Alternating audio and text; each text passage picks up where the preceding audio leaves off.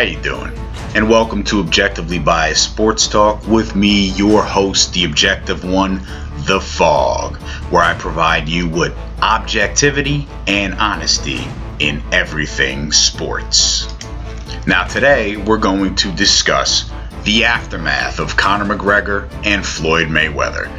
If you didn't see it, the result was easy. Floyd Mayweather by 10-round TKO. I expected him to knock him out, and it went as expected. But there are looming questions, and questions that were answered by this fight. One of them was conditioning. If you saw it, Conor McGregor got gassed. But the question was, MMA fighters are more conditioned than boxers, or are conditioned enough to fight in a boxing match? And the answer was clearly no. In the same fashion that a boxer is not conditioned to fight in an MMA match, because it's two different sports. The conditioning is two different types of conditioning.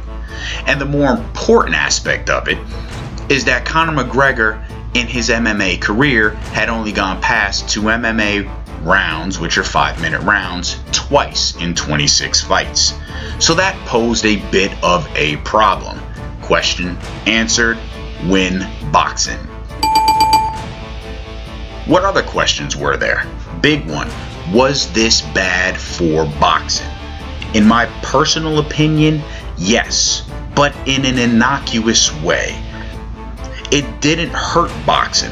Kind of like The Simpsons. They've been running for over 30 years, and the kids never grow up. Nobody ever changes, and we've come accustomed to that. We're comfortable with seeing Maggie 30 years later in a potato sack with a pacifier in her mouth falling flat on her face. Thump. And it's okay. Well, boxing necessarily wasn't hurt by this. We knew what the end result was going to be. Did Conor McGregor stand a chance?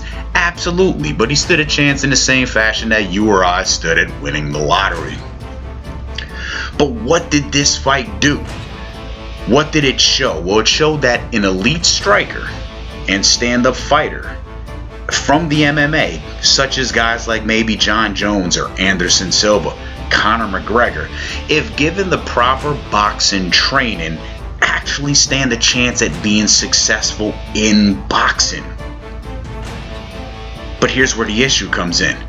Your MMA fans, your Floyd Mayweather haters are going to see it this way. And they're going to say, MMA fighters can compete. Because what's going to happen is they're going to take the broad brush of social stupidity, dip it into a can of ignorant convenience, and the message painted will be the MMA fighters are better than boxers. False, wrong, not true. Try again. Because if you took guys like Frank Mir or Georges St. Pierre or Fabricio Werdum, guys who are predominantly grapplers and wrestlers, Brazilian Jiu-Jitsu guys, and you put them into a boxing ring with just an average to good boxer, they are going to be used as a punching bag and get the shit kicked out of them. It is that simple.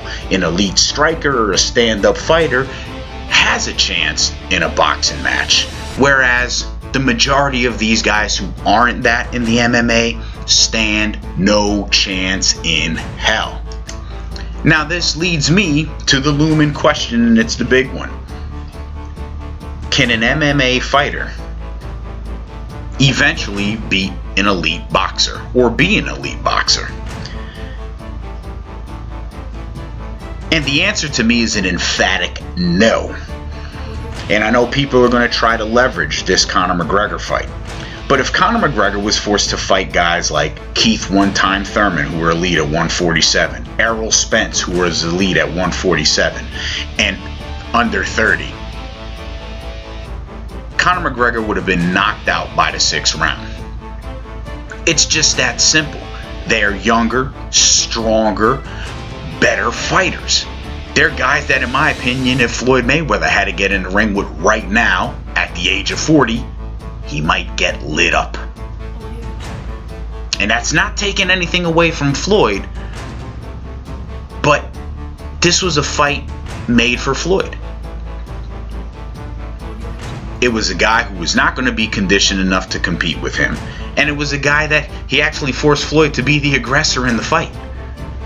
And when Floyd became the aggressor, he took him out. If Floyd had the power that Keith Thurman had or Errol Spence has, McGregor would have been done by 6. And we wouldn't even be having this conversation. But unfortunately, we're going to have this conversation.